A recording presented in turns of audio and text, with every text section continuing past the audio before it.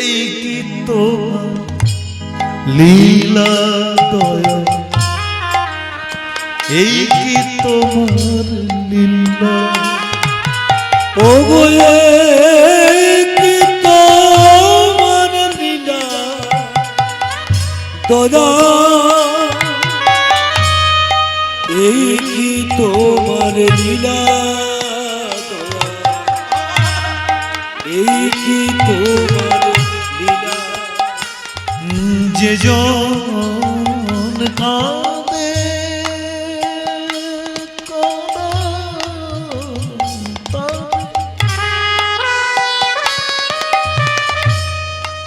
প্রভু এই কি তোমার লীলা,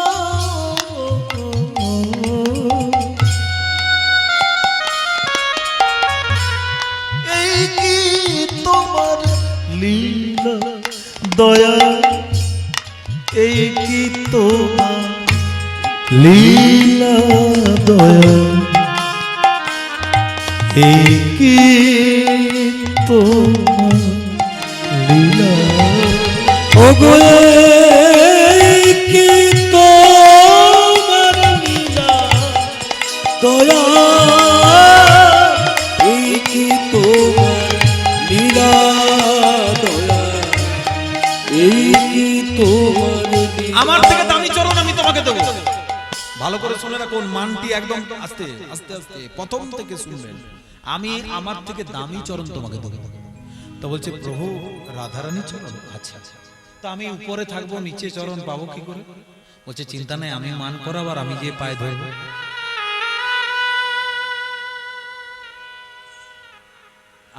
তুমি চরণ পাওয়ার জন্য আমি নিচে করবো। ভক্তের জন্য ভগবান কি করলেন দেখুন। আর চূড়াকে চরণ দেওয়ার জন্য ওই যে, তাহলে আচ্ছা আপনারা বলবেন যে মাথাটা ঠেকিয়ে দিলেই তো চূড়া চরণ পেয়ে যেত, তাহলে পায়ে ধরতে গেলেন কেন ভগবান? যখন চন্দ্রাবলী কুঞ্জে ছিলেন মান করানোর জন্য, চন্দ্রাবলী কুঞ্জে রাত্রে ছিলেন তো, ঘটনাটা কি হয়েছিল সকলেই জানেন তো। মান কেন হয়েছিল? লীলা সম্বরণে, লীলা মাধুর্যে আপনারা তো জানেন কেন মান হয়েছিল। গত জামিনীতে কৃষ্ণ আমার রাধারানীকে স্বীকার করেছিল, রাধে আমি তোমার কুঞ্জে যাব। ঠিক রাত্রি 2টোর সময়, দ্বিপ্রহর রাত্রিতে আমি তোমার কুঞ্জে যাব। তো রাধারানী কুঞ্জ সাজিয়ে বসে আছে, আর কুঞ্জ সাজিয়ে বসে আছে, আর ভগবান কৃষ্ণ যেতে যেতে পথমধ্যে চন্দ্রাবলীর সঙ্গে দেখা হলো। এও এক সখী, সখীর তো আর অভাব নেই ভগবানের। এই চন্দ্রাবলী কুঞ্জে যেই যে দাঁড়ালো, সঙ্গে সঙ্গে চন্দ্রাবলী গোবিন্দকে ধরলো। বাস রাধা কুঞ্জ সাজিয়ে বসে আছে, আর চন্দ্রাবলীর কুঞ্জে রাত কেটে ভোর। এবার রাধার মান শুরু হয়ে গেল। কথা দিলে তুমি, আমি মালা সাজিয়ে বসে রইলাম, চন্দন বেটে বসে রইলাম, তুমি এলে না প্রভু।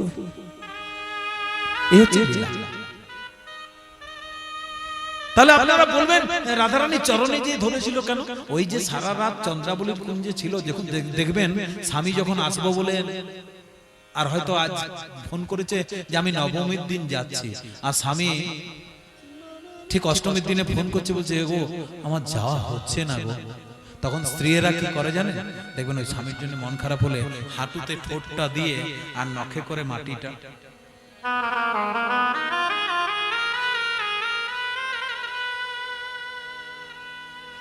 এটা নারীর একটা বিশেষ লক্ষণ।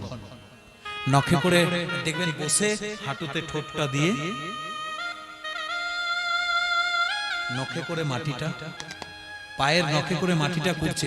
আর ধরিত্রী মা তখন ভগবানের কাছে যে কাঁদছে, বলছে প্রভু তাড়াতাড়ি করে চলুন, নাহলে আমাকে শেষ করে দিবে।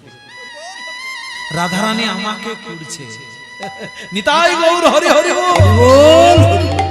মান সবাই করে যাচ্ছে লীলা কীর্তনে, কিন্তু এই গভীরে কেউ ঢুকে একবার দেখেনি যে রাধা কৃষ্ণের কত তত্ত্ব লুকিয়ে আছে। ধরিত্রী মা ওই যে নখে করে মাটিটা কুড়ছে, ধরিত্রী মা ভগবানের কাছে গিয়ে বলছে প্রভু রক্ষা করো, আমাকে শেষ করে দিল। এই ভগবান ছুটে এসে ধরিত্রী মাকে রক্ষা করার জন্য রাধারানীর চরণ বলি, আমাকে যা করার করো, মাকে কিছু করো না। কারণ কোন মায়ের চোখের জল আমি সহ্য করতে পারি না। আমি সব কিছু সহ্য করতে পারি, কিন্তু মা এবং ভক্তের চোখের জল, আমি ইন্দ্রের বজ্র, আমি বরুণের পাশ, আমি যমের দণ্ড, আমি কার্তিকের সেন, আমি শিবের ত্রিশূল, ভগবতীর করকাণ্ডা, বিষ্ণুর চক্র, সব আঘাত সহ্য করতে পারি, কিন্তু কোন মায়ের চোখের জল, কোন ভক্তের চোখের জল আমি সহ্য করতে পারি না।